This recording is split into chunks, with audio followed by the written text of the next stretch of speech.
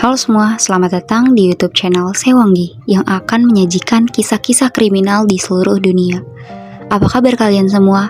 Semoga kalian dalam keadaan sehat ya. Oke guys, jadi kali ini kita akan membahas kasus yang terjadi di Indonesia, di mana kasus ini itu terjadi di tahun 2015. Ada sebuah peristiwa pembunuhan tragis bocah perempuan berusia 8 tahun di Denpasar, Bali. Setelah bocah perempuan ini sempat dilaporkan hilang, jasadnya ternyata ditemukan di rumahnya sendiri. Bagaimana bisa seperti itu? Penasaran dengan kisahnya? Langsung aja kita dengerin. Oke guys, jadi ada anak perempuan bernama Angeline yang lahir tanggal 19 Mei 2007 di sebuah klinik di daerah Canggu, Bali. Sebagai putri dari seorang ibu bernama Hamidah dan ayahnya yang bernama Ahmad Rosyidi. Pas lagi melahirkan Angeline, Hamidah dan suaminya itu ternyata nggak sanggup buat melunasi biaya persalinannya ke klinik. Saat mengalami kesulitan tersebut, seseorang mempertemukan dan memperkenalkan Hamidah dan suaminya dengan Margaret Christina Megawe, atau kita sebut sebagai Margaret, yang menawarkan bantuan untuk melunasin biaya persalinannya sekaligus bermaksud untuk mengadopsi bayinya Hamidah. Waktu itu Margaret datang tidak sendiri, tapi ditemanin oleh suaminya yang bernama Douglas Scarborough. Untuk keperluan tersebut, Margaret akhirnya mengeluarkan biaya sebesar 1,8 juta untuk membantu biaya persalinan Hamidah. Setelah jadi anak angkatnya Margaret dan Douglas, Angeline diterima di keluarga angkatnya dan diperlakukan seperti anak kandung Margaret lainnya. Angeline punya dua kakak angkat, yaitu Yvonne Caroline Megawe dan Christina Telly Megawe. Keluarga ini sempat berpindah-pindah tempat tinggal, diantaranya di Pekanbaru, Bekasi, dan Bali. Ayah angkatnya Angeline, Douglas, dikabarkan kalau beliau itu sangat menyayangi anak-anaknya termasuk juga Angeline. Nah, tapi di tanggal 17 September 2008 dikabarkan kalau Douglas atau ayah angkatnya Angeline ini meninggal dunia.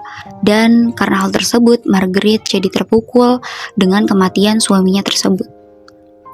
Kasus yang menimpa Angeline pertama kali heboh dengan beredarnya kabar tentang hilangnya Angeline. Kabar tersebut tersebar luas karena dibuatnya sebuah halaman di jejaring sosial Facebook berjudul Find Angeline Bali's Missing Child. Nah, laman tersebut itu dibuat oleh salah satu kakak angkat Angeline yang sedang kuliah di Amerika Serikat, yaitu Christine. Pada tanggal 16 Mei 2015 sekitar pukul 17.00 waktu Indonesia Tengah. Sementara Yvonne, kakak angkatnya yang lain, membuat selebaran mengenai hilangnya Angeline. Keesokan harinya, berbagai media massa mulai memberitakan kabar kehilangan tersebut. Berdasarkan informasi dari Yvonne, dikabarkan kalau adiknya itu hilang saat mereka bermain di depan rumah sekitar pukul 15.00 waktu Indonesia Tengah.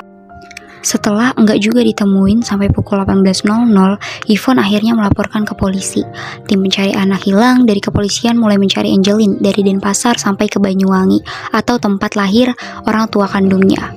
Berbagai upaya juga dilakuin sama polisi seperti mengamati CCTV di sekitar lokasi, menganalisis telepon seluler orang tua kandung maupun orang tua angkatnya, dan juga menggunakan anjing pelacak. Namun anjing tersebut tidak menemukan jejak Angeline dan hanya berputar-putar di sekitar rumah saja. Keluarga Angeline yang berasal dari luar Bali pun ikut berdatangan ke kediaman Angeline untuk membantu mencari Angeline yang belum ditemukan juga. Dalam proses penyelidikannya, Komisi Nasional Perlindungan Anak Indonesia atau KPAI, Aris Merdeka Sirait selaku Ketua KPAI pada saat itu beserta 2 anggota timnya datang ke Bali untuk melakukan dialog dengan Polresta Denpasar dan Polda Bali. Selain itu, mereka juga berkunjung dan menemui Margaret di rumahnya. Saat itu, Margaret memperkenankan mereka untuk melihat kamar dan ruangan yang ada di dalam rumah. Dari hasil kunjungan itu, Aris berkesimpulan bahwa selama ini Angeline itu tinggal di rumah yang kondisinya sangat buruk dan gak layak huni. Kenapa bisa dibilang begitu? Karena halaman rumahnya itu dipenuhi sama kandang ayam, berjumlah sekitar 100 ayam, sehingga membuat Angeline gak bisa berkembang dengan baik. Nah, karena kondisi itu, KPAI juga bilang akan mengambil alih sementara hak asuh Margaret atas Angeline, sehingga membuat Margaret menangis histeris pada saat itu. Dia mengaku nggak terima, bahkan mengancam akan membunuh siapapun yang akan mengambil anaknya itu. Karena dia berkata, dia sangat menyayangi Angeline, dan Angeline pun juga sangat menyayanginya. Dalam pengasuhan Margaret sebagai orang tua tunggal setelah meninggal oleh suaminya, pada tahun-tahun berikutnya diduga Angeline ini mengalami banyak kekerasan, baik secara fisik maupun mental. diketahui nih kalau ibu angkatnya itu menjadi seseorang yang temperamental. Dari foto-foto yang ada dan kesaksian dari guru di sekolahnya, nunjukin kalau Angeline ini mengalami penurunan berat badan. Angeline juga tinggal di rumah yang enggak layak huni karena dikelilingi oleh kandang ayam dan berbau enggak sedap. Walaupun mereka itu adalah keluarga yang secara ekonomi berkecukupan. Setiap hari, Angeline itu dikasih tugas untuk nyuci baju, ngepel lantai, bersihin rumah, dan juga ngasih makan binatang-binatang peliharaan ibu angkatnya. Kayak ayam, anjing, dan juga kucing. Kalau Angeline ini lupa ngelakuin, pasti Angeline akan dapat perlakuan kasar dari ibu angkatnya. Padahal jumlah ayam yang dimiliki sama ibu angkatnya ini banyak banget, mencapai ratusan ekor. Dan karena tugas tersebut, Angeline sering datang ke sekolah dalam keadaan baju yang lusuh, badan dan rambut yang juga agak bau. Bahkan juga pernah Angeline dilaporin sama teman-teman sekelas ke guru kelasnya karena baunya Angeline. Dan di saat itu ternyata di rambut Angeline banyak gumpalan kotoran ayam, dan sampai Angeline itu harus dimandikan dan dikeramasi rambutnya sama guru kelasnya.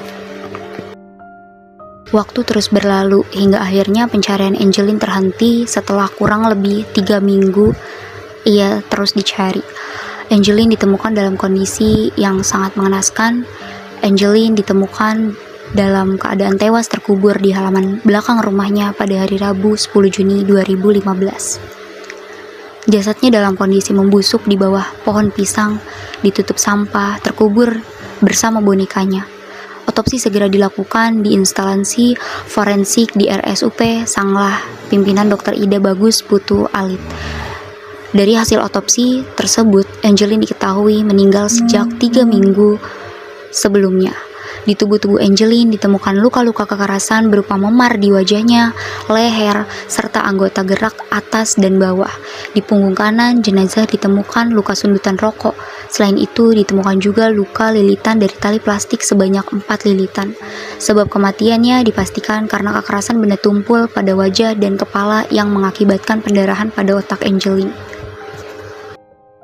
Setelah ditemukannya jasad Angeline pada tanggal 10 Juni 2015, Kepolisian Resor Kota Denpasar segera mengadakan pemeriksaan terhadap 7 orang, yaitu Margaret sebagai ibu angkat dari Angeline, Yvonne dan Christina sebagai kakak angkat dari Angeline, Agus Taihamba sebagai pembantu, 2 penghuni indekos yaitu suami istri bernama Rahmat Handono dan Susiani, serta petugas keamanan atau Satpam Dewa Ketut Raka yang disewa khusus oleh Margaret untuk menjaga rumah itu setelah ramainya pemberitaan terkait hilangnya Angeline.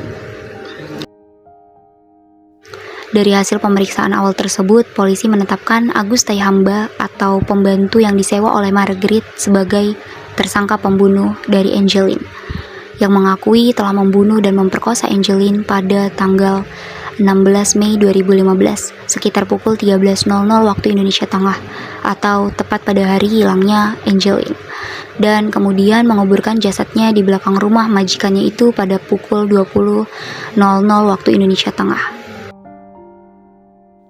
Berdasarkan fakta-fakta yang terungkap selama proses penyidikan dan persidangan, ternyata Margaret atau ibu angkat dari Angeline menjadi dalang dari kasus pembunuhan Angeline. Motif utama dibalik tindakan keji yang dilakukan oleh Margaret adalah ingin menguasai harta warisan peninggalan mendiang suaminya, Douglas Scarborough. Angeline adalah salah satu ahli waris yang berhak mendapatkan bagian dari warisan tersebut. Dengan menyingkirkan Angeline, Margaret berupaya mengamankan kendali penuh atas harta tersebut untuk dirinya sendiri. Motif ini kemudian diperparah oleh kepribadian pelaku yang dingin dan manipulatif, di mana ia berusaha menutupi tindakannya dengan membuat skenario seolah-olah Angeline hilang diculik. Pada tanggal 14 Juni 2015, Kepolisian Daerah Bali menetapkan ibu angkat Angeline, Margaret Megawe, sebagai tersangka dalam kasus dugaan penelantaran anak dan menempatkannya di tahanan Mapolda Bali.